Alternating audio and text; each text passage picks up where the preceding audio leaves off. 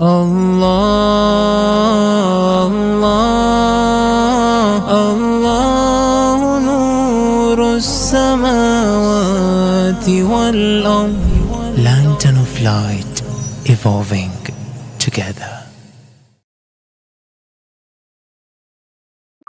Assalamu alaikum, dear beautiful souls. I hope you're keeping well. I hope you have enjoyed listening to the audio podcast Soul Pause from the book Joining the Joyous Light, written by Dr. Shaykh Mohamad Ali Shomali. These are beautiful insights, spiritual nuggets, and reflections from Munajat Sha'baniyah. I would love to have your feedback, your comments, your suggestions, and how we can improvise this beautiful work as we await the Faraj, our collective Faraj. It's not just an individual Faraj. We are all working and striving hard to have our collective Faraj responded by Allah subhanahu wa ta'ala through the dhuhur of the Imam of our time, Imam al-Mahdi, Ajjalallahu ta'ala Farajahu Sharif. Inshallah, we are now in chapter 23, and inshallah, I want you to just listen, be present, and I'm not asking anything from you, not do anything in terms of writing. I don't want you to feel tensed. I just want you to be present and soak into this spiritual immersion of Munajat Sha'baniyah and enjoying these beautiful insights, awakening of our soul, and being honest with ourselves, our souls, and to Allah subhanahu wa ta'ala with utter humility and being authentic to Allah subhanahu wa ta'ala. Chapter 23 talks about a humble argument with the all-forgiving. It's a very serious one because sometimes we feel like we just can't get over the sins and we don't know how to approach Allah subhanahu wa ta'ala.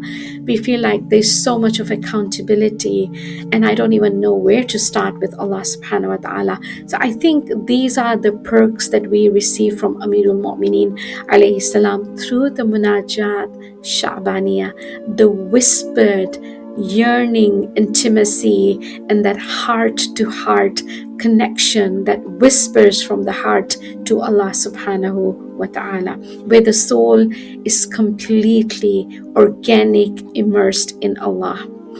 So I will read the Arabic first and read the lines of Amirul Mu'mineen alayhi salam and try and figure out and understand the soul of Amirul Mu'mineen, the purity of Amirul Mu'mineen, how he felt when he was reading and talking to Allah with so much uns and intimacy. Uns is a beautiful concept in Islamic spirituality, that intimacy, that friendship from two hearts connected, from the lover and the beloved. And this is how Amirul Mu'mineen shows himself to Allah subhanahu wa ta'ala, so raw and so pure. So let's just get on with the dua, the munajat itself. Bismillahir Rahmanir Rahim. Allahumma salli ala Muhammad wa ali Muhammad wa ajil farajahum. Ilahi in akhadtani bi jurmi akhadtuka bi'afwik. I'm going to repeat this. It's so beautiful. I want you to memorize this word, and even when you are in your sajda, try and remember these words. Recite them in your kunut, write them down, and just endorse it in your heart. Ilahi, in akhadtani bijurmi, akhadtuka bi'afwik, wa in akhadtani bidunubi, akhadtuka bimaghfiratik. Oh my Lord, Ya Ilahi, Ilahi, if you hold me accountable for my sins, I will take hold of your pardon. And if you call me to account for my wrongdoings, I will hold firmly onto your forgiveness. Wow, these are timeless jewels, spiritual jewels from the Munajat. In this beautiful phrase, Imam Ali alayhi salam is teaching us how to humbly and politely argue with Allah subhanahu wa ta'ala, not out of disrespect, but with a deep understanding and an appreciation of who Allah is. We say to him, if you choose to hold me accountable for my sins, I have nothing to deny. I know that I have done wrong, but I have something to hold on to, something about you that no one can deny. I will cling to your forgiveness, your afu. You say that you do not pardon the misdeeds of your servants. Your forgiveness is meant for people like me, sinners who need to be pardoned. Forgiveness is not for the angels, nor for the infallibles who have no sins. It is for those who are remorseful people, who have made mistakes and who have committed sins like me. There is a story, perhaps a legend, about Abu al-Hasan al-Kharaqani that beautifully illustrates this point. It is said that once while he was praying, he heard a voice say, "Oh, Abu al-Hasan, do you want me to reveal to the people all that I know about you, so they stone you?" Abu al-Hasan replied, "Oh Lord, do you want me to reveal to them what I know of your mercy and forgiveness, so that no one ever bows in prayer before you again?" The voice replied, "Neither from you nor from me." Chapter 24, Declaring Love Beyond Paradise and Hell. Just a short reflection before we continue here. How many of us Muslims, human beings, mu'mineen, how many of us pray, fast our nafila prayers, do our mustahab fasts in the month of Sha'ban, go for ziyarah? We all do it for rewards, isn't it? We want Jannah. Ultimately, we're all asking for Jannah. We all want Jannah. We don't want to be in Jahannam, right? But I think there is a level beyond the Jannah and the Jahannam. I think this is something so profound, and I feel like we must try and achieve that. That, Ya Allah, I'm not greedy of your Jannah, not afraid or disrespecting your authority and you putting me into Jahannam. You know, looking at the lines of Amir al-Mu'mineen alayhi salam, how he saw ubudiyah, the real ubudiyah, the way he saw it, the lens of Amir al-Mu'mineen alayhi salam. And these are the very lines of Amir al-Mu'mineen in this beautiful munajat. So let's start, page 70, inshallah. One of important points that we learn from this passage is that nothing should change our attitude towards Allah subhanahu wa ta'ala. Unfortunately, sometimes when we experience good days, we remember Allah subhanahu wa ta'ala, and when we are happy. But if we face difficult days, then we become upset, question Him. And the Quran says, "And as for man, whenever his Lord tests him and grants him honor and blesses him, he says, 'My Lord has honored me.' But when he tests him and tightens for him his provision, he says, 'My Lord has humiliated me.'" Chapter 89, verses 15 and 16.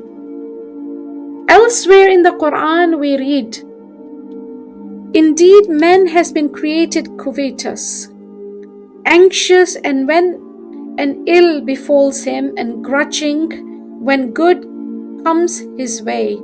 Chapter 70, ayah number 19, verse 21.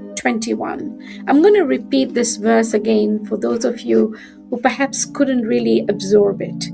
Indeed, man has been created covetous, anxious when an ill befalls him, and grudging when good comes his way. Some people, when they are blessed with goodness, they become heedless and keep their blessings to themselves, unwilling to share.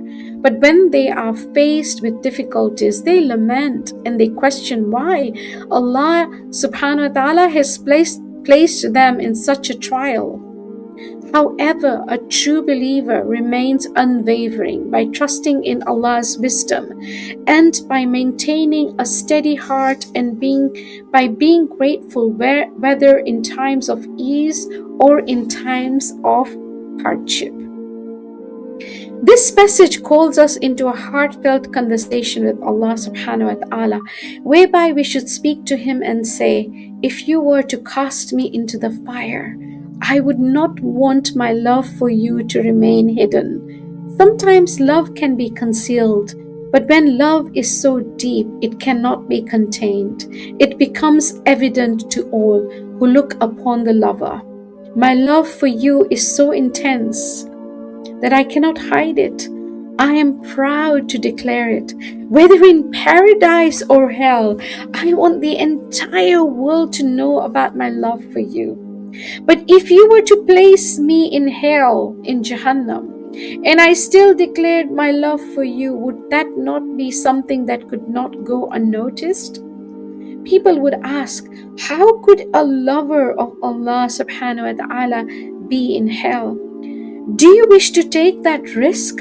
How could the fire touch someone whose love for you is so pure and so steadfast that even the face of punishment, nothing can alter it? If you cast me into hell with this love that I have for you, it would transform hell into a place of peace. For it is impossible for your true love to not benefit others. So if you place me there, know that hell itself would cease to exist in my heart. Because my love for you is unshakable and nothing will change my love for you. It ends here. How awesome. Subhanallah. Our love needs to transcend beyond the Jannah and the Jahannam. I know this may sound really, really challenging, really, really difficult because of the kind of conditioning that we have been raised with. And we don't want to blame anyone here. But I just want us to evolve in our relationship with Allah subhanahu wa ta'ala, no matter what. Allah, I love you so much, no matter what. Whether you put me in heaven, inshallah, yes, why not? And pray that we are not from the dwellers of hell. And I personally feel it's so simple to be in heaven. You just have to make an intention not to commit sins. Be a good human being and just follow the commands of Allah subhanahu wa ta'ala in servitude, in devotion, and in surrender. And inshallah, hoping for the best for this world and in the hereafter. Thank you so much for tuning in, plugging in. Inshallah, we will see you chapter 25, which is our next chapter. And I hope you're going to share these beautiful spiritual perks from the book, Joining the Joyous Light, audiobook for all of you listeners. May Allah always shower His blessings on you. Wassalamu alaikum wa rahmatullahi wa barakatuh.